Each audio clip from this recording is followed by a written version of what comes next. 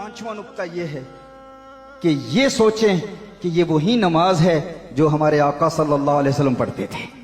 मैं गुनहगार, बदकार, स्याहकार, इस्यां शियार, मैं कहाँ इस काबिल था कि अल्लाह जल्ल व अला ने मुझे भी वही नमाज दे दी जो अपने हबीब को अता फरमाई थी।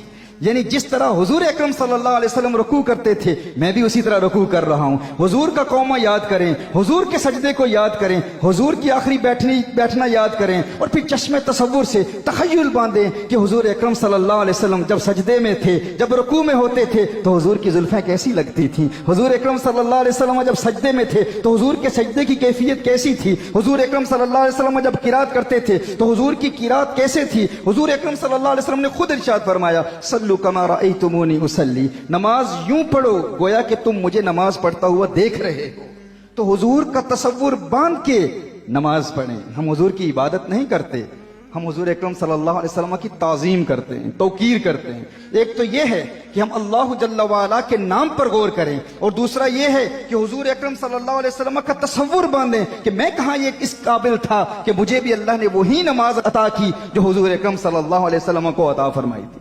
इस तसव्वुर के साथ, और फिर शैतान अगर इस हवाले से जहन में वसवसा पैदा करे, शैतान वसवसा पैदा कर सकता है कि नमाज में हुजूर का ख्याल कैसे आ सकता है, ये कैसे मुमकिन है। तो याद रखें, हुजूर के ख्याल के बगैर नमाज हो ही नहीं सकती, मुमकिन ही नहीं है। क्यों? क्योंकि जब आप नमाज पढ़ेंगे तो गौर करेंगे ना, तर्जुमे पर गौर करेंगे ना कि आप अल्लाह की बारगाह में क्या पढ़ रहे हैं। जब अल्लाहुम्मा सल्ली अला मुहम्मद पढ़ेंगे तो हुजूर का ख्याल आएगा कि नहीं आएगा।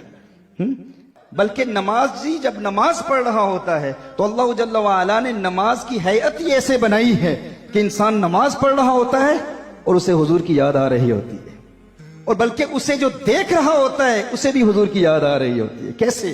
आप नमाज को देख लें और इसमें अहमद को देख लें। अहमद कैसे लिखा जाता है? अलिफ, हे, मीम, दाल।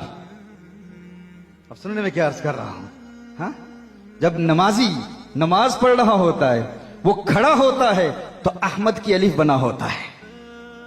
खड़ा होता है यानी कोई बड़ी रौनक से कहे ना कि मैं नमाज अल्लाह की अदा कर रहा हूं, इबादत अल्लाह की है, मैं आब्द हूं, आबिद हूं, वो माबूद है। अब नमाज अल्लाह की है, इबादत अल्लाह की है, तो यहां हुजूर का तसव्वुर क्यों करूं? शिर्क हो जाता है। उसे कहें अल्लाह जल्ल व अला ने नमाज की हैयत को ही ऐसा बनाया है कि इंसान नमाज पढ़ रहा होता है, खड़ा होता है तो अहमद की अलिफ बना होता है, रुकू में होता है तो अहमद की हे बना हुआ होता है, सजदे में होता है तो अहमद की मीम बना होता है, आखिरी बैठता है तो अहमद की दाल बना होता है। कुर्बान जाए, अल्लाह जल्ल व अला ने नमाज की हैयत को ऐसा बनाया है गोया नमाज अपनी पढ़ा रहा है और साथ तसव्वुर यार भी करा रहा है, महबूब का तसव्वुर भी साथ यारी है।